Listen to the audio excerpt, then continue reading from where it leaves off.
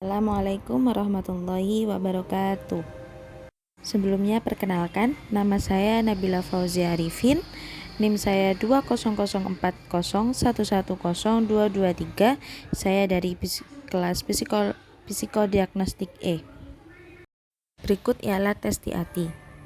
Sejarahnya yaitu tes ini disusun oleh Henry E. Murray dan pertama kali diterbitkan pada tahun 1935.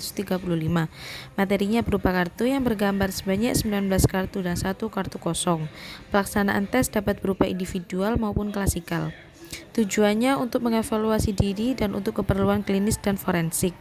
Fungsinya untuk menggambarkan berbagai macam situasi kehidupan yang nyata yang dialami oleh klien atau peserta.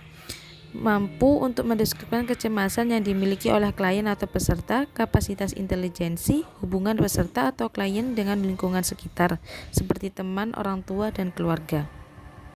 Berikutnya yaitu tes Rorschach. Sejarahnya, tes ini dikembangkan oleh Hermann Rorschach. Rorschach menggunakan bercak tinta untuk alat bantu diagnosis kepribadian secara menyeluruh. Diterbitkan pada tahun 1921. Materi ini terdiri atas 10 kartu, 5 buah diantaranya berwarna dan lainnya hitam putih. Langkah yang dilakukan untuk interpretasi adalah melalui scoring.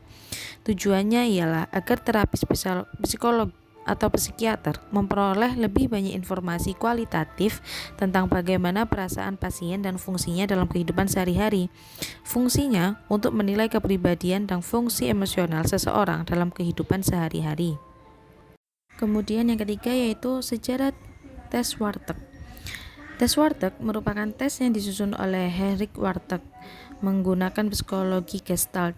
Pengertian kepribadian diartikan dalam segi praktis, yaitu bagaimana kepribadian itu berfungsi atau bekerja dalam diri individu.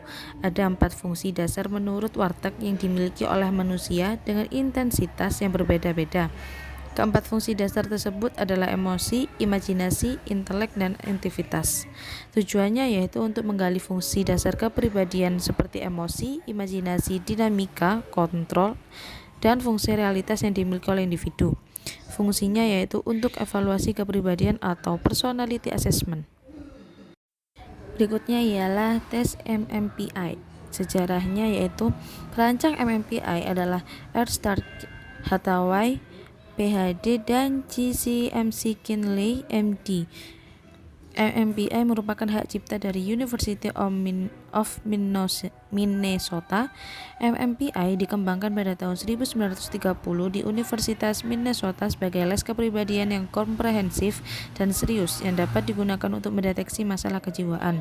Direvisi pada tahun 1982 sebagai MMPI 2 dan versi untuk remaja dikembangkan MMPI-A. Ada juga versi singkal MMPI. MMPI-A adalah kependekan dari Minnesota Multiphasic Personality Inventory, suatu tes psikologi yang dimaksudkan untuk mengidentifikasi psikopatologi pada seorang subjek. Tujuannya yaitu untuk membantu para psikiater atau petugas kesehatan lain dalam menetapkan sindrom atau psikopatologi pada pasien dan screening dari petugas-petugas tertentu. Fungsinya untuk secara akurat dapat memberikan gambaran tentang dimensi-dimensi kepribadian dan psikopatologi yang penting dalam klinik psikiatri. Ialah tes grafis. Sejarah tes grafis sudah berkembang di awal abad 19. Pada akhir abad 19, Fagny, Wundt, dan Ebbinghaus merupakan psikiater di bidang gangguan mental yang mempengaruhi teknik untuk melakukan asesmen klinis terhadap para pasiennya. Tujuan tes grafis ini ialah merupakan metode asesmen yang digunakan psikolog dalam menangani kasus psikologi baik pada anak maupun orang dewasa. Fungsinya untuk menilai karakter dan kepribadian seseorang dengan cara menganalisa gambar pohon yang dibuat oleh peserta tes. Kemudian berikut ini ialah merupakan tes non-proyeksi. Yang pertama yaitu tes 16PF. Sejarahnya disusun oleh Raymond Picasso.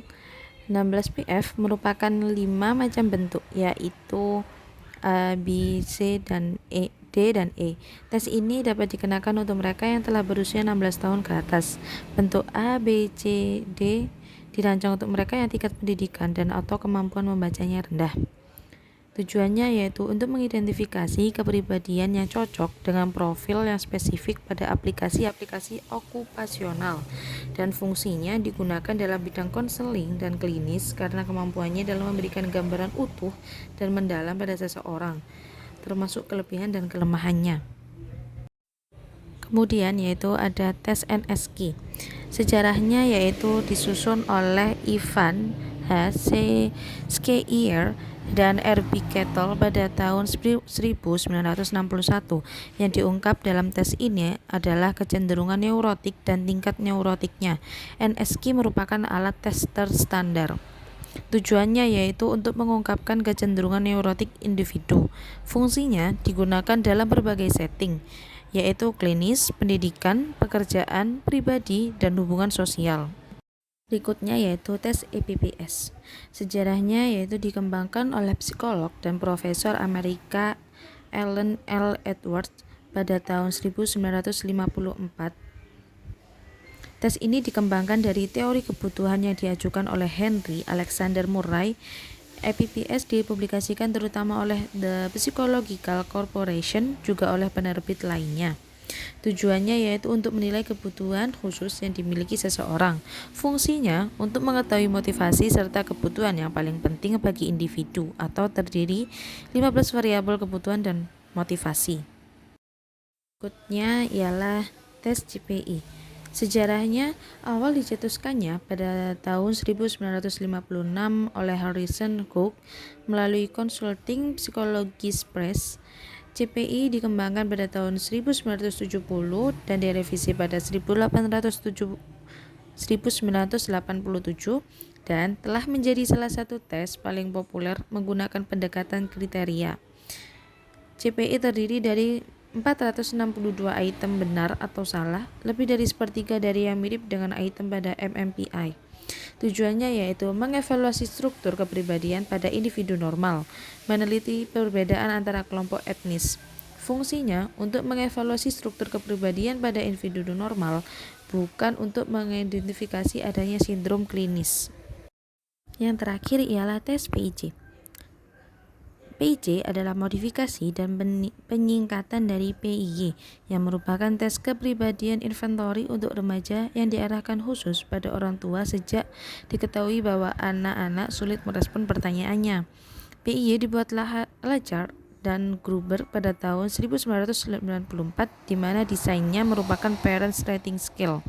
Tujuannya untuk menentukan karakteristik kepribadian, minat atau interested, sikap atau attitude, dan nilai-nilai atau value. Fungsinya untuk mengetahui karakteristik kepribadian seperti minat, penyesuaian diri, motivasi, dan prasangka. Sekian dari saya, kurang lebihnya mohon maaf apabila kurang adanya penjelasan dari saya. Wassalamualaikum warahmatullahi wabarakatuh.